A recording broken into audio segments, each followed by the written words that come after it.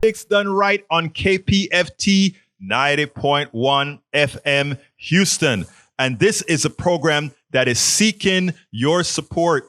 As Rourke said earlier when he started speaking, a lot of what we give is what the other majors are not going to provide to you, because we are here we don't have to ask a drug company if we can say this. We don't have to ask an oil company if we can say this. We don't have to ask anybody about getting permission to tell you the truth. 713-526-5738. Title of the show today: The Train Derailment in Palestine, Ohio. It's what we have become. Senator Sherrod Brown gets it. The toxic derailment of Palestine, Ohio. Subtitle is: The Toxic Derailment in Palestine, Ohio tells an important story about our economic system that we would do well to understand through clear glasses, not through those colored glasses. Carter's goodness we'll discuss as well. And actually, we'll start there. And of course, El Presidente está in Ukraine. All right, let's start with the president. I love the guy. President Carter was always my hero. Always. I was always a science nerd growing up in Panama. Contrary to popular belief, most people around the world have a lot of good feelings towards Americans. The American government, different thing. The American corporation, a different thing. But people look up to America as being that center where things happen. You know, that's where the la moda comes. That is where a whole lot of, you can be what you want to be, etc. So the goal of a lot of folks who aren't necessarily, who think they have this new thing they want to do, or they want to go to a good university, etc., good engineering school or whatever, they look up to America. You know, a lot of the right would want you to sit back there and believe like they hate Americans, they hate us for freedom. No, that's not true. You know, and those of us that come over here and we choose to live over here, we also want this country that we learned about back wherever we are, whether it's Pakistan, Panama, Costa Rica, wherever it is. We say, we came to the States and we're going to make sure all of us live up to our ideals, right? So that's the reality. So, we followed Carter back there in Panama. I read a lot about President Carter as a young man, actually as a teenager. I found out he was a nuclear physicist and worked on nuclear reactors. In my mind, that was the coolest thing ever. A president that was a nuclear engineer. I had already made up my mind to be an engineer. And guess what? The president of the United States was an engineer, a man of science. Usually you see all these charlatanes as, charlatanes. You had the Reagan and all these guys who kind of play the part, but really you can push them anywhere because you know what? They don't know, right? So you can have them do whatever. And they do it like puppets. Reagan was a puppet. Anyhow, I was impressed with Carter's promoting the development of synthetic fuels and placing solar cells in the White House. I mean, think about it. This was back in 1978, 1976, between 76 and 79. And Carter, between 70, it was actually he served between 77 and 80. And Carter had the wherewithal to throw solar panels, and they weren't as good as they were now, on the White House. Why? He wanted to lead by example. He wanted us to get off of all these carbonated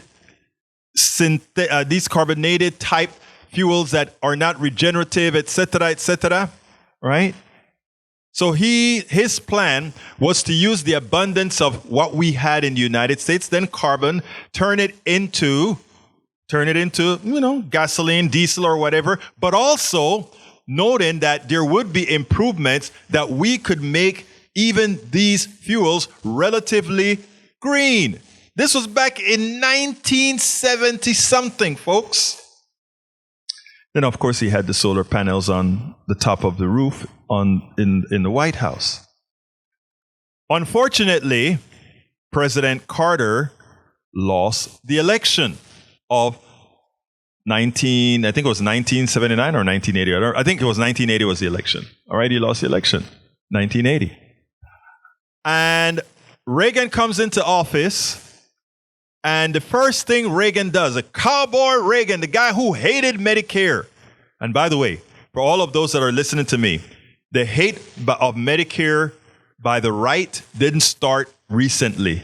Reagan made a record. That's how they used, we had cassettes and all of that, but in Reagan's time, it was a long play record talking about Medicare will take your freedom away. Of course, Medicare really gives you your freedom, but he was like, Medicaid will take your freedom. Medicare will take your freedom away.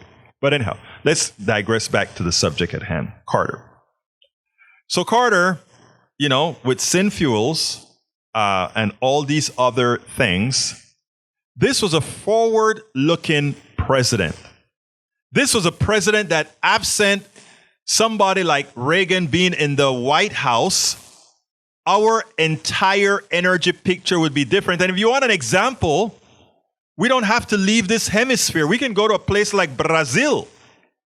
In Brazil, they took sin fuels, I call it sin fuels even though it's ethanol, with their cane sugar abundance and made themselves independent, energy independent. Why? Because they had forethought and they didn't have folks that were lying to them about taking away your freedom. Trying to give you freedom now is taking away your freedom. Anyhow. Go ahead, Tori. I think some of what Carter was doing was economic nationalism, because OPEC was kicking in about then, if I remember, yes. Doing an embargo, cutting off the fuel, long lines at the gas stations. And so it was some environmentalism for sure. He was wearing his sweater in the photo op in the White House and telling everybody to turn their thermostats down and putting on the solar panels. But I think some of that was economic nationalism as well. I will not at all dispute that with you, Tori. But you know what? Sometimes a cat can be skinned in different ways. And the thing about it is also the fact about using less energy. Yes, it was about nationalism. It was about we have to be able to, we need to remove our dependency from foreign sources controlling our energy picture. And I agree with that. But also solar panels is inherently a green technology. And if I don't care by what means it comes, we got it, right? 713-526-5738. Welcome to the chat, Eric, in the room. 713-526-5738. Hit option number 1. I would love for us to get some contributions like now. I'm continuing with Carter before we go into the Ohio story. But please call 713-526-5738. I'm going to finish with Carter, and then I'm going to give you a mea culpa. All right, here we go. But I was most impressed with his life after the presidency. So yes, Carter did a lot of stuff that folks don't know about. Not the EPA, but FEMA was Carter. There's a lot that this guy did in 4 years that was humane. But again, what impressed me most with Carter? What impressed me most was his life after the president. Of all the presidents living or dead, and that includes Bush 1, Bush 2, Obama, Reagan. Those are the presidents that's lived through my lifetime. Well, Kennedy didn't have a post-presidency. Johnson did. Of all these presidents, I have yet to find one who used his title as former United States president to do such good. I do not think there is one more impactful in what he does for humanity. Whenever people had elections in difficult places, they searched for Carter. Whenever people had problems with guerrillas or whatever, they searched for Carter. Carter could speak to the folks that we refer to as guerrillas, or he would speak to the folks we refer to as Democrats. He could speak to everybody because he had inherent to his soul that person, that good person, that good person. I became a supporter of Habitat for Humanity because I saw President Carter building houses. An ex-president was hanging with the commoners, building homes with his bare hands and a hammer. As I learned more about this man, a selfless soul who did not forget where he came from as he helped millions, I wanted to follow in that path. We should all want to follow in that path. You know, if you take a look at, if you go to Fox News, they make a caricature out of President Carter. And he never answers. He just goes out there and do good and do good and do good. It shows you don't have to join the noise about you. You just go out there and you do good and you do good. President Carter. President Carter. President Jimmy Carter is in hospice at his home right now. The man who seemed indestructible from illness may be on his last leg. But at 98, a servant to society, all I can say is Mision Cumplida. Mission accomplished. Doesn't matter if you go today, tomorrow, or a year, or when, President Carter, you have one hell of a fan in Egberto Willies, brother. And like I said, you look at other people and what other people do, right? We all to some extent mimic what others do. And it is an honor to attempt to come to do some of what you've done when we think of our fellow man, when we think of others. Ashley is in the house and she says, hospice less than 6 months to live, by the way. I didn't know that. Thank you for that. Robert Davenport is in the house. Eric Hayes is in the house. Bruce Pollard is in the house. Thank you guys for listening to Politics Done Right online as well. Folks, please give us a call at 713-526-5738 and hit option 1 and become a contributor. We are looking for new members as well. So if you have listened to us for a long time and you have never supported the show, but you like the show, you like what we have to bring, please give us a call at 713-526-5738. Option number 1. Option number 1. 713-526-5738. Anyway, folks, let's do this. The next subject is going to be Senator Sherrod Brown on the Ohio derailment.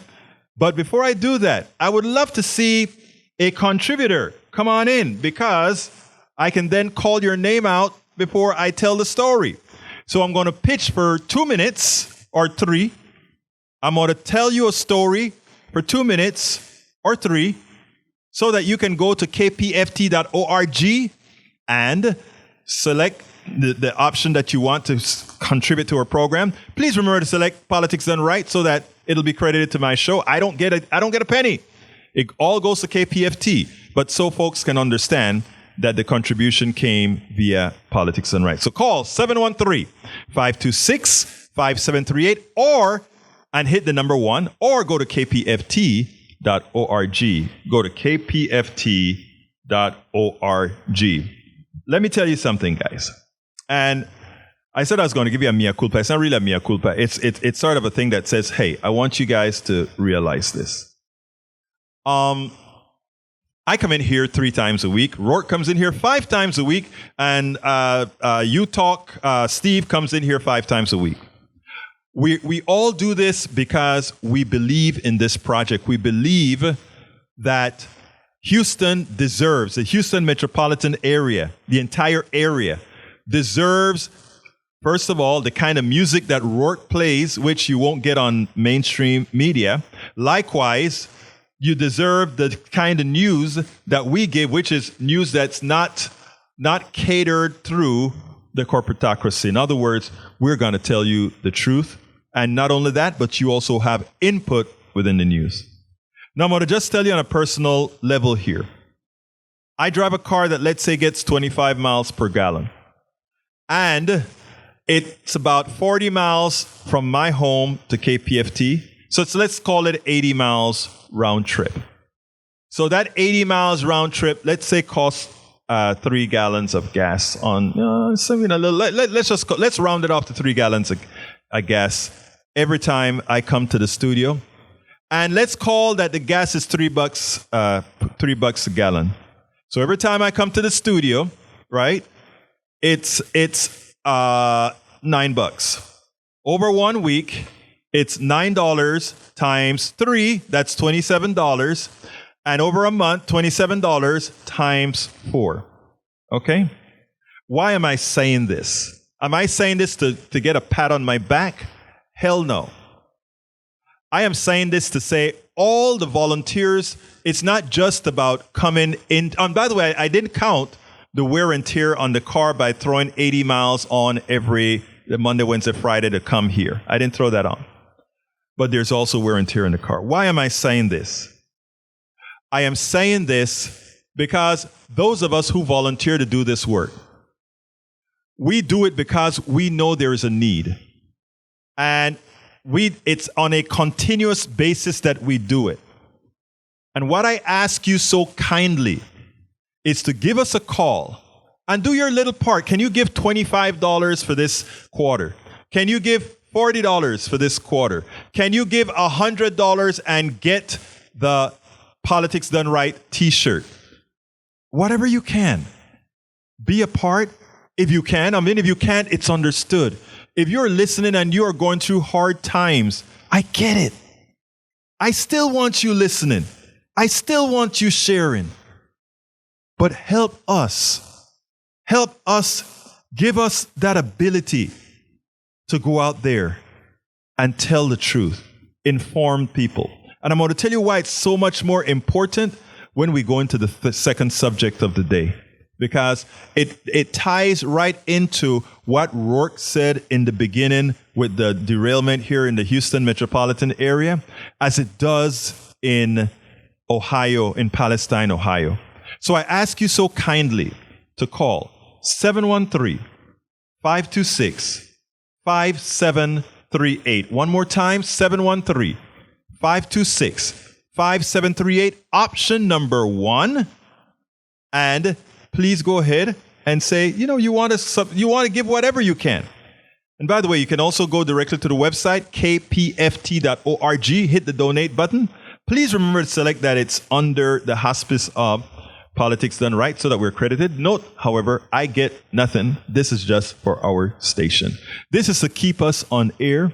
This is to make sure that things get done. Bruce Pollard is in the house. He said, good day. When you talk about the train wreck, I think there is a problem with the people who make decisions like the burn. What a way to make a mess more a mess. I know, Bruce. I tell you, I was talking to somebody recently. I don't recall who it was. And we were talking about I was talking to Gene Piacquadio. He took over my ComDRV NT program. And he was saying, it's turning out that nobody is following. We can't get good people in corporations anymore. And I'm like, it's not that we can't get good people. We're not training good people because it's a corporate bill. And right now, we've reached the stage where corporations don't take real risks. Corporations don't do real innovation. We do. We do the innovation. Our tax dollars go to universities and colleges and grants to corporations to innovate. They don't take the risk to innovate. But then they tell us that the reason we should suffice with inflation, etc., it is somehow to make sure innovation does not go away. It's a lie. 713-526-5738. Option number 1 to donate or go to kpft.org. All right, second story is Senator Sherrod Brown gets it. Senator Sherrod Brown did not hold back as he let Norfolk Southern have it. He pointed out that instead of investing in the safety of their operations, they use their profits for stock buybacks and dividends. I want you guys to get what that means, folks. Under the Trump administration, they relaxed rules on trains. They remove regulations for better break-in, for break-in in the 21st century break-in and all of that. Things that could likely, even if there is a derailment, that these containers and trucks would be protected, right? Yeah. All of those, poof, went away. We want to deregulate. We want to take away regulations. We don't need regulations. The government regulates too much. And you know why the government regulates? You know why we, the people, regulate? Because they, the corporations, will do as little as possible to increase the profits of their shareholders and the dividends of their shareholders. And of course, with that comes maximal bonuses for the executives. It's all there. And that's what it's for. And that's why we need regulations. We must have regulations to protect whom? You.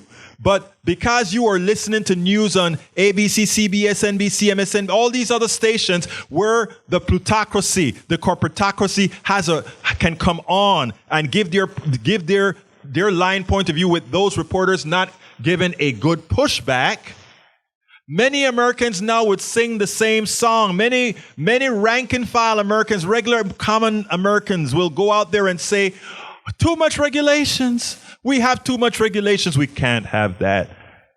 And they believe what the corporations are saying. If you'll deregulate, it'll be fine. So we vote for people who would deregulate industry. We vote for people who would put our own lives at risk. And when you go to Ohio, Palestine, Ohio, is a direct result of a corporation trying to get more profits for its shareholders, its bonuses for its executives, and more money in dividends for all those who own the stock. That's what you are seeing in Palestine.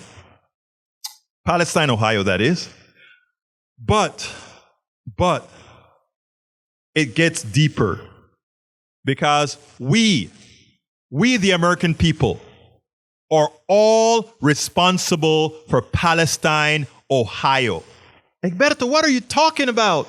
How can I be responsible for Palestine, Ohio?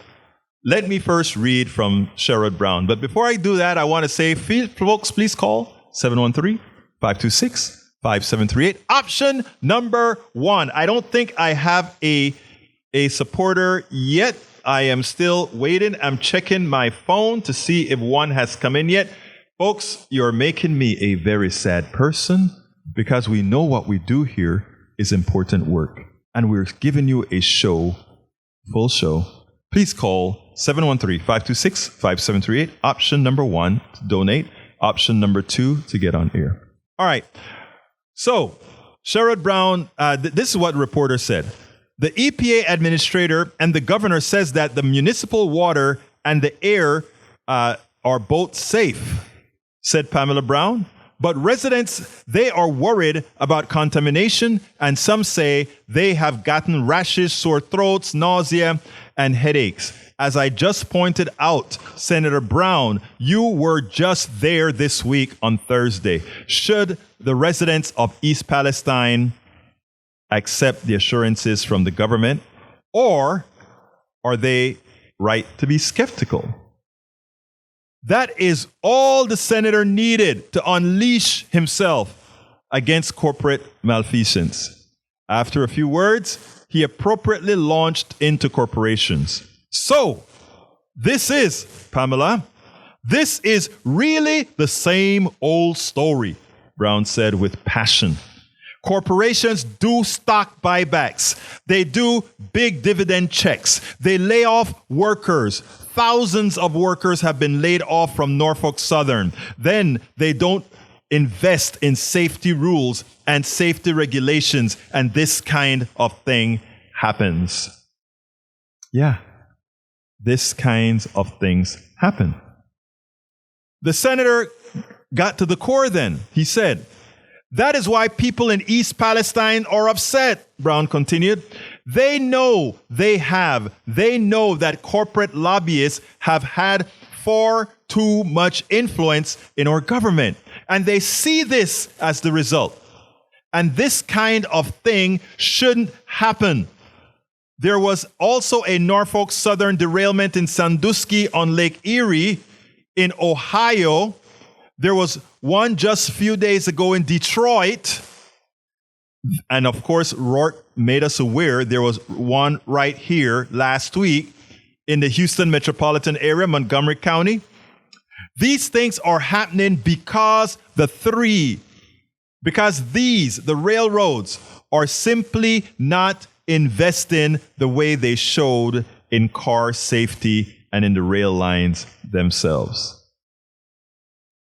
Again, maximum profit, maximum dividends, you name it. Sherrod Brown warned residents that Norfolk Southern will try to buy them off with those $1,000 checks. You know, anybody in East Palestine right now, East Palestine, Ohio, you know, Norfolk has given out $2.5 million in $1,000 checks, man. It's raining money in East Palestine. But Sherrod Brown has a warning. He says, do not take that check if you have. Take the check, but do not sign your rights to sue Northern or Norfolk Southern, because you know what? Many times that's what they do. You want $1,000, and these people are strapped for cash now. You want $1,000? Here's $1,000. Okay, sign this waiver. You promise not to sue. I don't know if they're doing that, but one, you should not do it. The senator did not leave Congress blameless. He is well aware that many of them are on the corporate take. That's the end of the Ohio story, but there's more to talk about the Ohio story.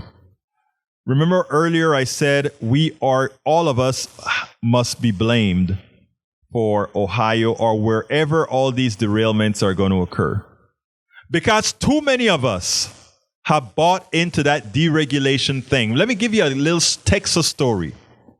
You know, our leadership in Texas and Austin, Republican leadership, likes to talk about local control. Local control. They love to talk about local control because they don't want control from Washington. So they like to talk about local control. But anytime local control, you had a town, I can't remember, somewhere in the Dallas area. I don't remember the name of the town. There were gas wells all over the land in that area, and these gas wells were leaking. So this town passed an ordinance that prohibited drilling in certain places to protect humans, to protect the people from having to aspirate these hydrocarbons that could be cancerous. You know what? Yours truly, you know what your government who loves local control did? You know what they did? They passed a law that prevented local control. They passed a law that prevented local control. So it's all a joke. They don't care about you. They don't, I repeat, the people that you have elected, the people that Texas have elected into the legislature, they don't care about you. Now they're talking about vouchers, right? To rural America, to my brothers and sisters in Yoakum, Texas, Brenham, Texas, Smithville, Texas, and all these very small towns who don't have the superpower in there to have any kind of private schools or whatever. If your state representative signs off to have vouchers that will extract money out of the public school system, your kid that you would love to go to A&M or Texas Tech or the University of Texas, they will suffer. Because as one of the leadership said to a parent when he didn't know he was being taped, yes, this is going to take money out of the funding out of the public educational system. They don't care about you. All of you that are voting for these people singing freedom, freedom, glory, glory, hallelujah. They wrap themselves in the flag and they do all these great things to let you believe they're so Americana, right? They don't care about you. They come to you to get some money. They come to you to tell you this is what we're going to do. And what do you get? Do you get health care? Hell no. Do you get a hospital? Hell no. Do you get good roads? Hell no. Go to small town Timbuktu, Texas. You know what they tell you though? They tell you, it's those damn brown people in Houston, San Antonio, Dallas, Fort Worth, Austin. They're taking everything. So hate them and vote for us. It's a lie. You know why? You know why those other places get things? Because that's where your peeps live. My brothers and sisters who are listening to me in rural America, share this program. Are you in rural America? If you're anybody in rural America right now that's listening to me, give me a call, 713-526-5738. And I'd like to talk to you on air. Hit option 2. But I also want you guys to call 713-526-5738. Hit option 1 and contribute to Politics Done Right. We're still waiting for you guys to call in and say, we support the program. We want to ensure. It's a slow Monday. But you know what? You can make it a better Monday. You can make it a much better Monday. But going back to the case, we have to do better. It's our fault. Palestine is our fault. The grid in Texas that failed, it's our fault. The ports that's not working right is our fault. A healthcare system on the brink of collapse is our system. And by the way, when I say on the brink of collapse, I don't mean for the wealthy people or for people who are working for corporations and doing well. That's not who I mean. They'll always have good healthcare, always, because they can pay. They can pay the ridiculous prices that their corporations will do to keep a frail system alive. But most of you are in rural America. Most of you in Timbuktu, America.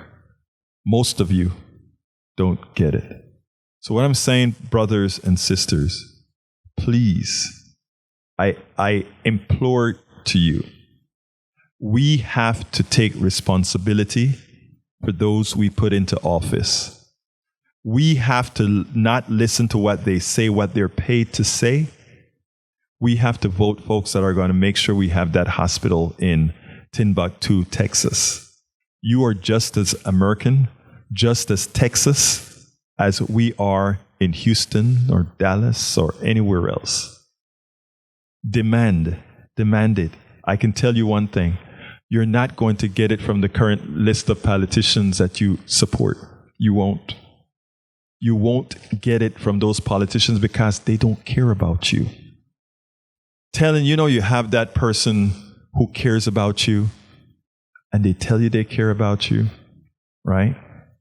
But they really don't. We care about you here. Vote appropriately. Okay, we can bring her in. Alistair, how you doing, my dear beautiful lady? Hey, brother, I got to tell you, Governor Abbott's speech about, the schools will still be fully funded and yada, yada, yada with the voucher program is such BS. He is so misleading. He really knows how to spin words because fully funded does not mean they won't lose money. They will lose money. Fully funded means that they will have the state minimum requirement to per student, so to speak. Exactly. You just said the magic word, Alistair. You just said the magic word. They will have the full supplement per student. So as students leave, it drops. Yep. And the wealthy person who lives program. Check this out. Yeah, go ahead. Let's say a wealthy person that lives in Brenham, Texas, that normally wouldn't have a school, a private school in Brenham because of its size. I'm using Brenham as an example. Right, Brenham, right. No, okay. Yeah, it's just a town. Okay, yeah. And now that person who's now going to get $10,000 from the state, suddenly it makes sense for them to put their kid in a private school, a private whatever type of school in Houston, Texas, and get a driver to drive them there every day, because you know what? It's funded now. They can. So the wealthy person is going to do that. But the average person from Brenham, the average person from Yoakum, from Smithville, from Atchafalaya, from all these places, Aldine, they won't have an option. And one of the reasons I'm talking to my rural brothers and sisters is the following.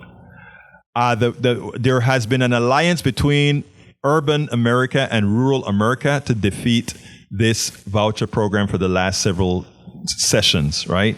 It's defeated every time because there's a call. The rural folks realize they're going to get hurt. But when you have a lying governor that's going to give them the implication that somehow nothing's going to change, when one of his executives go and talk to a parent that says, yeah, it's probably going to reduce the amount of money public school gets, would you like to come on TV and say it's a good thing? Come on, man. Yeah. Exactly. Come on, Alistair. Exactly. Anyway, anything else you'd like to add, my dear beautiful lady? No, brother, we're all good. I just wanted to get my 2 cents in on the voucher because I think it's a crock. Thank you so kindly for calling in, Alistair. You have a wonderful day, okay? You too, brother. Take care. All right, folks, 713-526-5738. Hit option 1. We are waiting for our contributors. Today is effectively a slow day. I don't know if it's because it's a holiday for some or not, but we cannot do this without you. And as you can see, we give real program. Now, Robert Davenport says the following. The Norfolk Southern Railroad Board of Directors, Ohio governor, and Norfolk Southern executives should move to East Palestine, Ohio for the next 6 months if it is indeed so safe to remove all doubt. I agree with you, Brother Davenport. I think that's what we should do. If they want to make the point that it is safe to live there now, go move to East Palestine. You guys are the leaders. Let's show. You're one of you actually destroyed this city. The other one runs it. Yeah, you live there. Let's see what happens. Bruce says, if you can smell a burn, it is 10 times more concentrated than health rules might permit, but the laws don't apply for upset events. That's why they burn. And you know what is the other thing, Bruce? And it's interesting because they're testing for chemicals, right? And they're saying, oh, no. We test for these chemicals and they're nowhere in the water supply and they're nowhere on your surfaces or in the ground or whatever. What they forget to tell you is the change in compounds after burning. So they may be testing for these things that were in these containers, but if they're not testing for the different outcomes from the burn, the different particulates that get created from the burn, which increase new compounds that include nitrogen, carbon, and other materials. If they don't include that, it won't happen. Anyhow, let's see. It seems to me that we have a new member, Lisa Wright, from Brooklyn, New York. Thank you so kindly. How can we let Brooklyn take over and not Houston? Come on, Houston. Come on, Katie. Come on, Humble. Come on, all you places. She says, I have intended to, I lost my page, but thank you so kindly, Lisa. We can't do this without it. I've intended to donate this for some time. Although I am from New York City, I appreciate the coverage of the news by Egberto of the Politics Done Right. Thank you so kindly, Lisa. I really, really, really appreciate that. You don't know how kindly I do.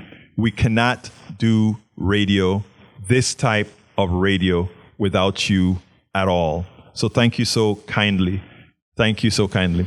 All right, folks, we have one other story, but before I get into the story, a call may be coming in, and I don't want to interrupt the story, so I'll do it. So at the same time, while I wait for that call, go ahead and please call 713-526-5738 and hit extension number 1. And I'm ready for Eric. Come on in, Eric. How are you doing, my dear friend?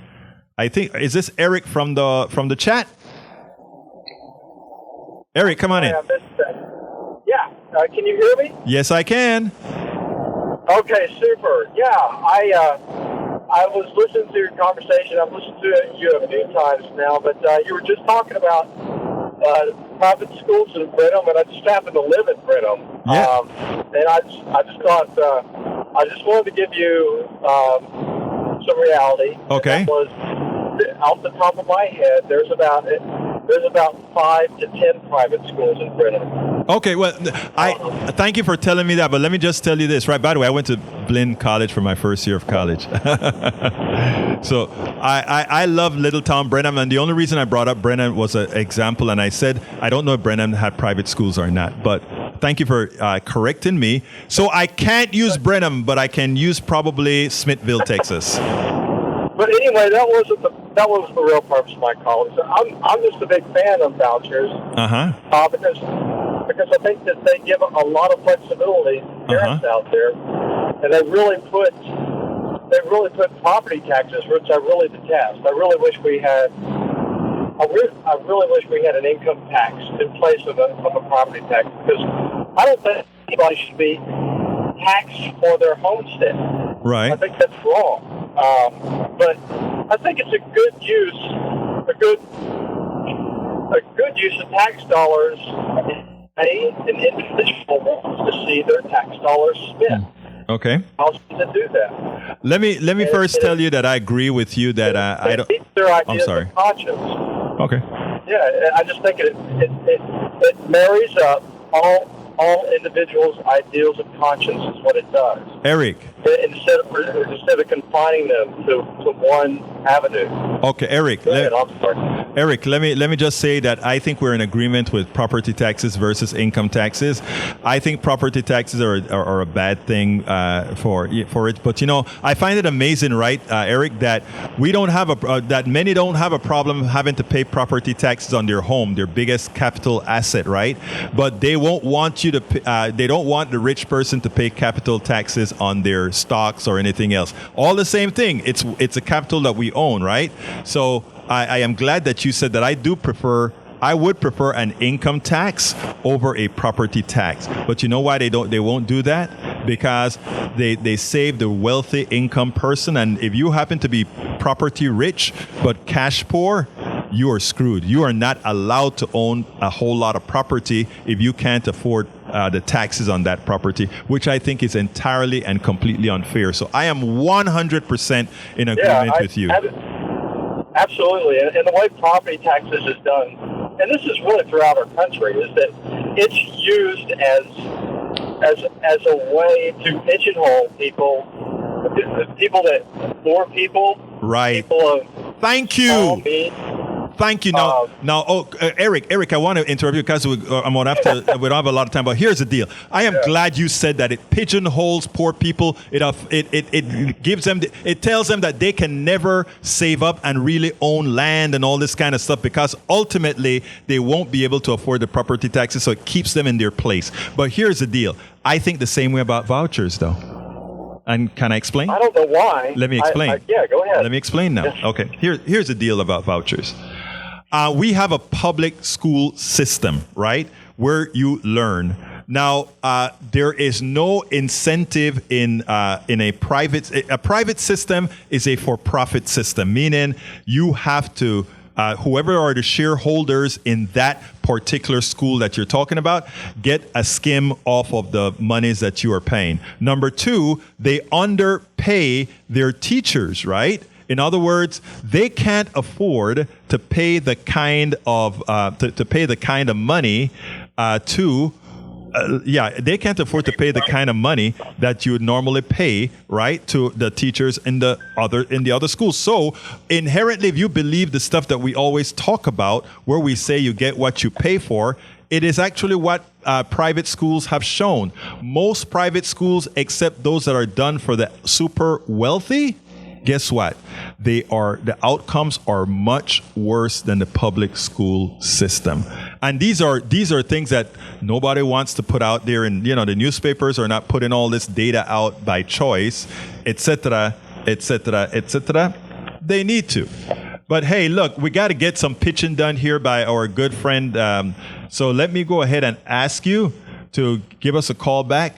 another time because I love the way you think, and I think we can come to some consensus. Okay, my brother? All right. No, well, you have a good day. You too, sir. Bye-bye.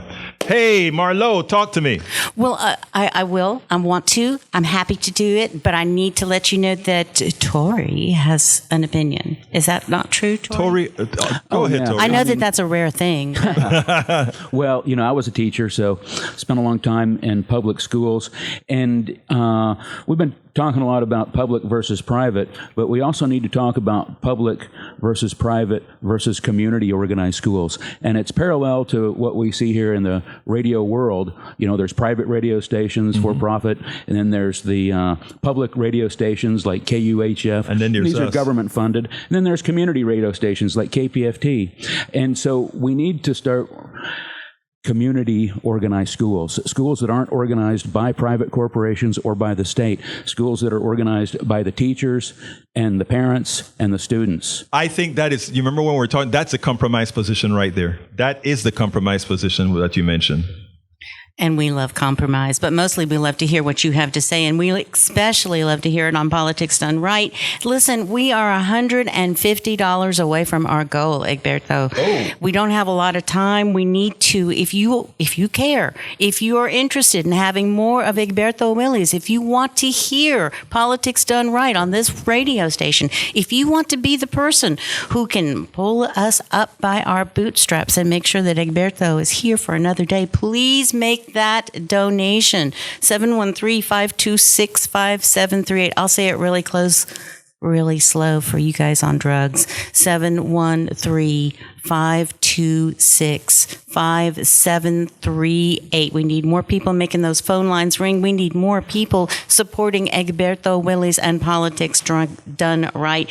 Don't let Lisa be the only one. Oh my gosh.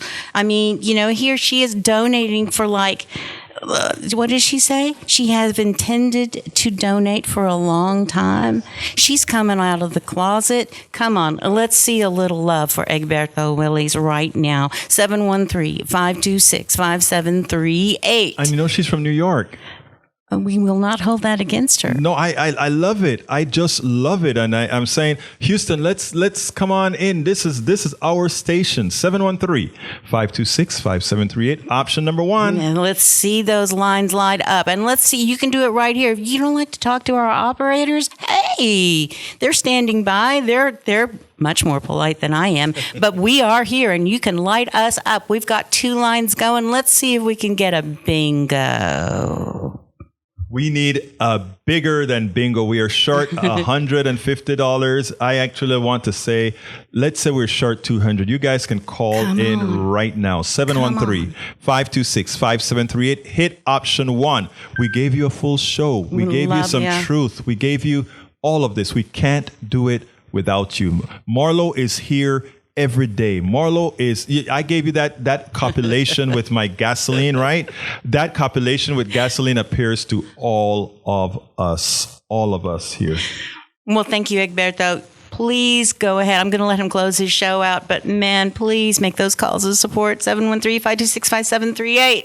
Anyway, folks, I just got the 1 minute mark. You guys can still call in now and say, hey, I'm donating for Politics Done Right. Even if you waited for the show to end, you can say, hey, this is for Politics Done Right. I want to thank everybody in the screen. Eric Hayes, Robert Davenport, May Wood, Bridge MCP, Bruce Pollard, everybody. Thank you so kindly for being here. Folks, look, my name is Egberto Willies. This is Politics Done Right. Couldn't do it without you. And you know how we end this, baby. I am what? Out! We spend a lot of time deconstructing the news, trying to parse it into a form that everybody can understand. We try to find those little nitpicks where it flies above the fray, etc. If you really like these videos that we do, I want to ask a big favor. Please go ahead. Number 1, subscribe to our channel. And number 2, please join if you can. Thank you so kindly for watching. Keep watching. Please remember to share. We must populate the entire internet with our progressive message, a message that we know is what most Americans say that they want. So help us, please join.